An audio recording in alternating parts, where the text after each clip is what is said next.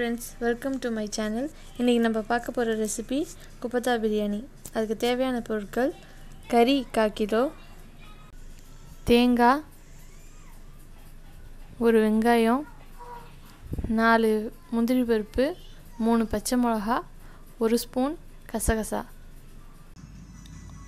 1 spoon இஞ்சி பூண்டு paste, 1 cup பொட்டுக்கல்லையை மட்டும் தனியாக காஞ்சி மிக்சியில் போட்டு நல்லா பவுட்ரு பண்ணி வச்சுக்கணும் தனியாக. இப்போ எல்லா மசாலாவையும் போட்டு அரைச்சிக்கலாம். அதில் 1 பிஞ்ச் பட்டை ஏலக்காய் தூள், 1 பிஞ்ச் மிளகுத்தூள், 1 பிஞ்ச் ஜீரகத்தூள், இது 3 மட்டும் மசாலா தூள்னு சேர்த்துக்கிட்டு உப்பு அதுக்கு தேவையான அளவு பார்த்து சேர்த்து எல்லாத்தையும் அரைச்சிக்கலாம். நான் நல்லா பேஸ்டாட்டம் அரைச்சிட்டேன். அரைக்கிறது கொஞ்சம் உங்களுக்கு தண்ணியாட்டம் இருந்துச்சுன்னா நம்ம ஃபஸ்ட்டு அரைச்சி வச்சுருந்தோம்னா பொட்டுக்கடலை மாவு சேர்த்துக்கோங்க. கரெக்டாக உங்களுக்கு இருந்துச்சுன்னா சேர்க்கக்கூட தேவையில்லை. நம்ம இப்போ பிடிக்கிற ஒரு இப்போ இதுக்கு இருக்கணும். அது மாதிரி எவ்வளோ திக்காக இருக்குதுங்க, அதுக்குன்னு ரொம்ப திக்காக அரைச்சிடாதீங்க, கொஞ்சம் ஓரளவுக்கு. இப்போ குப்பத்தை உருட்ட ஆரம்பிக்கலாம். அதுக்கு நம்ம ஒரு தட்டில் எண்ணெயை தடவி வச்சுக்கணும். நான் எண்ணெய் வச்சுருக்கேன், அதை இந்த தட்டில் நல்லா ஸ்ப்ரெட் பண்ணி தடவிக்கணும். நம்ம அரைச்சி வச்சிருந்த குப்பத்தாவை சும்மா கொஞ்சம் கொஞ்சமாக கிட்லி ஒரு தட்டில் வச்சுக்கோங்க. அதுக்கப்புறம் நம்ம எடுத்து ஊட்டிக்கலாம். ஒரு சைஸ்க்காக ஃபஸ்ட்டு எடுத்து கிட்லி வச்சுட்டா அதை எடுத்து டக்குன்னு ஊட்டிடலாம். அதுக்காக நம்ம கிள்ளி வச்சிருந்த எல்லாத்தையுமே இப்போ குட்டி குட்டி பாலாக உருட்டியாச்சு. அடுப்பில் எண்ணெய் காயுது. எண்ணெய் சூடானதுக்கப்புறமா அந்த இப்போ ஊட்டி வச்சுருக்க எல்லா பாலையும் போட்டு பொரிச்சு எடுக்கலாம். எண்ணெய் இப்போ காஞ்சிருச்சு. இப்போ எல்லா பாலையும் உள்ளே போட்டுக்கலாம்.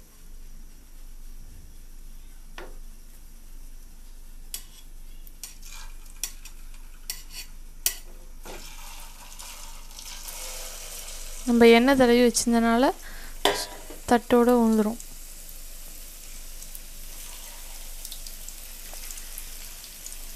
ரொம்ப அதிகமாக போடாதீங்க.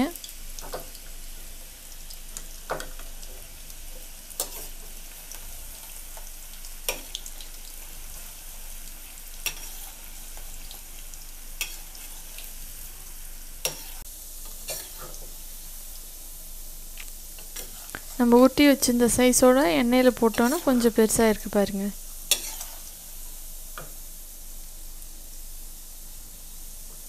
நல்லா கலர் மாறுற வரைக்கும் பொரிக்கலாம்.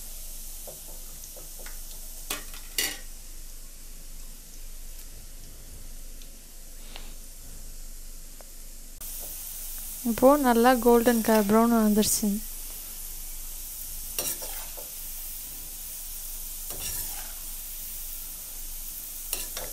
இப்போது நம்ம எடுத்து வேறு ஒரு தட்டில் வச்சுக்கலாம்.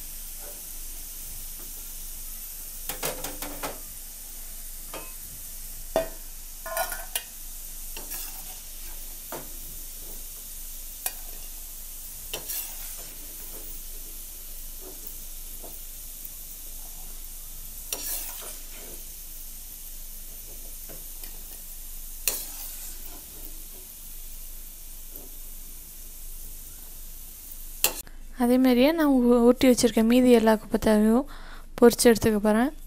குப்பத்தாவெல்லாம் பொரிச்சு எடுத்ததுக்கப்புறமா பார்க்கலாம். நம்ம வச்சுருந்த எல்லா குப்பத்தாவையும் பொரிச்சு எடுத்துக்கிட்டாச்சு.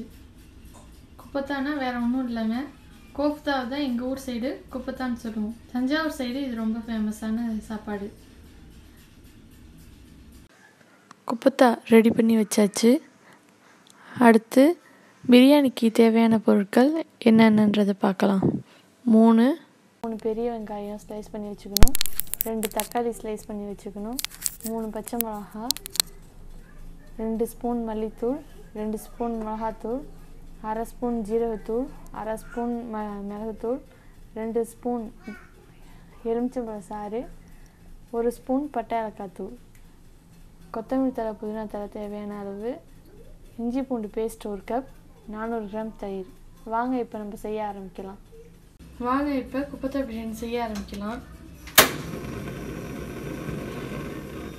ஃபஸ்ட்டு கேஸில் அடுப்பு சட்டியை வச்சுக்கிட்டு இந்த கப்பில் ஒரு கப் எண்ணெய் ஊற்றிக்கிறேன்.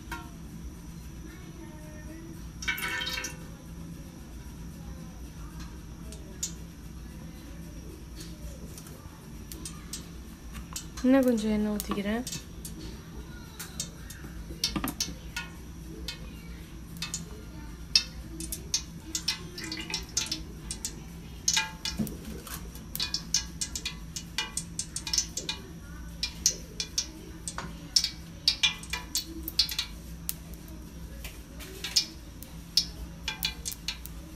எண்ணெய் காஞ்சோடனே நம்ம வச்சுருக்க வெங்காயம், பச்சை மிளகாய் ரெண்டுத்தையும் போட்டுக்கலாம்.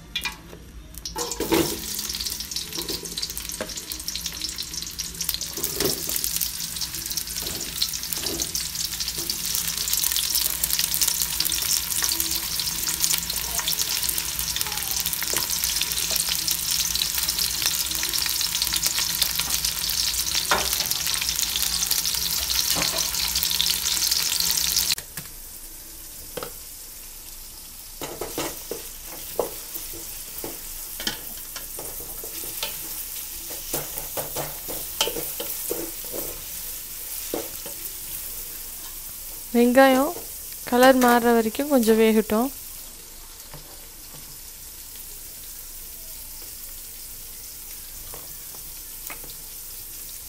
வெங்காயம் கொஞ்சம் வதங்கினோடனே இஞ்சி பூண்டு போடலாம்.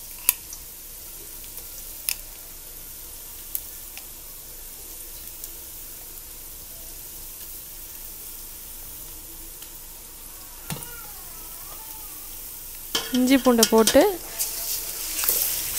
நல்லா இஞ்சி பூண்டோட ஸ்மெல் மாறுற வரைக்கும் வதக்கிக்கலாம்.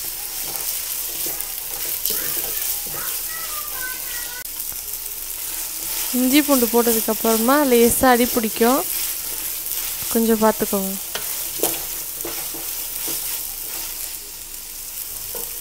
இப்போது அதில் நேற்று அந்த குப்பத்தை இது பண்ணோம்ல, அதில் கொஞ்சம் ஜவ்வாக கொஞ்சம் இருந்துச்சு, அதெல்லாம் எடுத்து தனியாக வச்சுருக்கேன். அதை மட்டும் இப்போ சேர்த்துக்கலாம். அது சேர்த்தா அந்த கறியோட ஸ்மெல் கொஞ்சம் இதில் வரும்.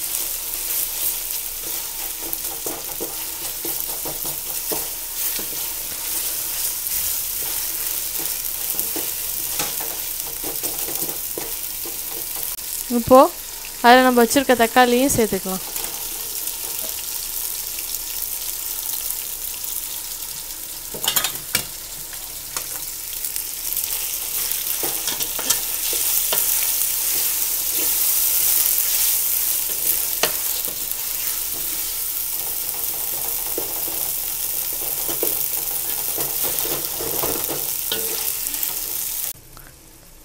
தக்காளி நல்லா மசிஞ்சிருச்சு. இப்போது கொத்தமல்லி தழை ஆட் பண்ணிக்கலாம்.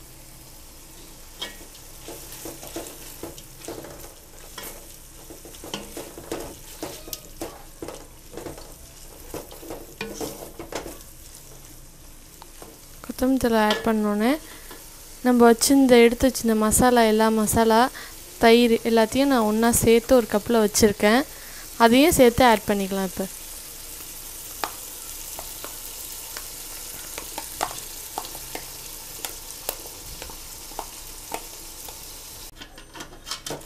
நம்ம வச்சிருந்த தயிர் எல்லா மசாலாவையும் உள்ளே சேர்த்தாச்சு.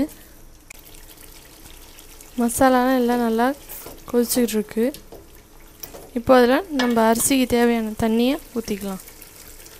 நான் இந்த கப்பால் 2 கப் அரிசி எடுத்திருக்கேன். இப்போ இதில் 3 கப் தண்ணி ஊற்றிக்கலாம்.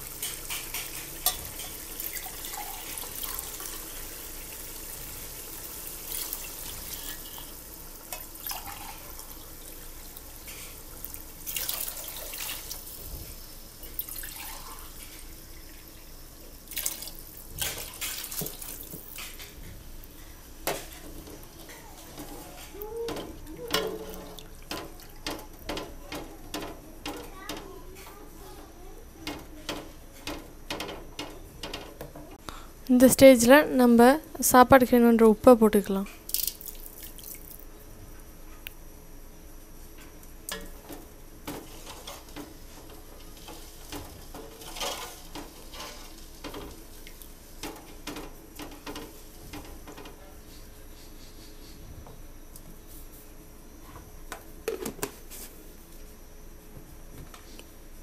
இப்போ கொதி வரட்டும். அதுக்கப்புறமா நம்ம உப்பு சரியாக இருக்கான்னு பார்த்துட்டு அரிசியை சேர்த்துக்கலாம்.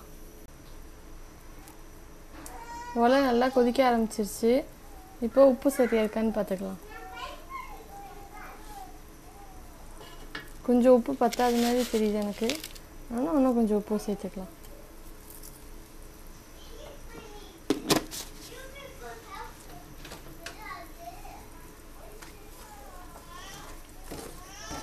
நான் பாஸ்மதி அரிசியை அரை மணி நேரத்துக்கு முன்னாடி ஊற வச்சு வச்சுருந்தேன்.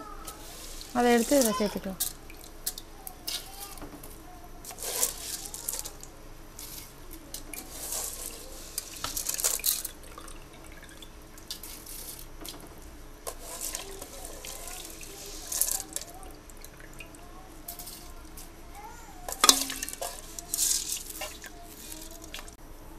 அரிசி ஆட் பண்ணதுக்கப்புறமா சும்மா லேசாக ஒரு கிண்டி விட்டு விட்டுறலாம்.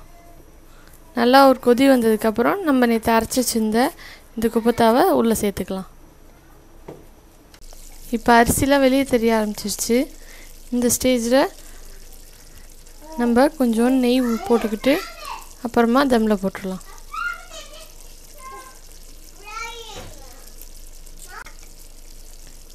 நெய்யை போட்டாச்சு. இப்போ லேசாக ஒரு பரட்டி விட்டு தம்மில் போட்டுடலாம்.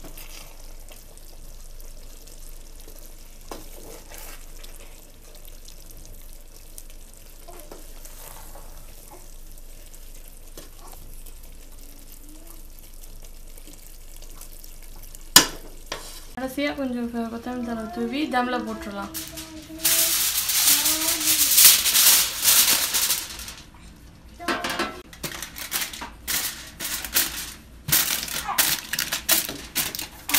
தம்மில் போட்டு ஒரு வெயிட்டான பாத்திரத்தை மேலே வச்சுக்கலாம்.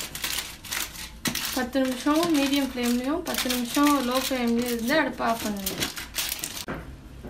10 நிமிஷம் மீடியம் ஹீட்லேயும் 10 நிமிஷம் லோ ஃப்ளேம்லேயும் வச்சாச்சு. இப்போ தம் ஆஃப் பண்ண போகிறேன். ஒரு 10 நிமிஷம் கழிச்சு நம்ம ஓப்பன் பண்ணி பார்க்கலாம் எப்படி இருக்குன்னு. அடுப்பை ஆஃப் பண்ணி 10 நிமிஷத்துக்கு மேலே ஆச்சு. இப்போ வாங்க ஓப்பன் பண்ணி பார்க்கலாம் எப்படி இருக்குன்னு.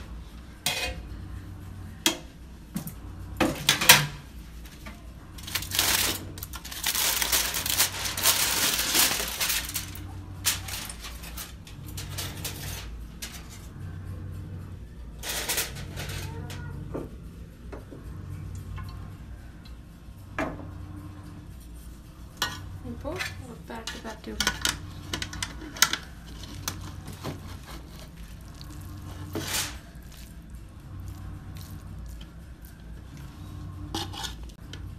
குபுத்தா பிரியாணி இப்போ ரெடி ஆயிடுச்சு. வாங்க இப்போ சர்விங் பிளேட்டுக்கு மாற்றலாம். தஞ்சாவூர் ஸ்டைல் குபுத்தா பிரியாணி சூப்பராக ரெடி ஆயிடுச்சு. வாங்க சாப்பிட்லாம். தஞ்சாவூர் ஃபுட் சேனல் உங்களுக்கு பிடிச்சிருந்துச்சுன்னா please like, share and subscribe for more videos.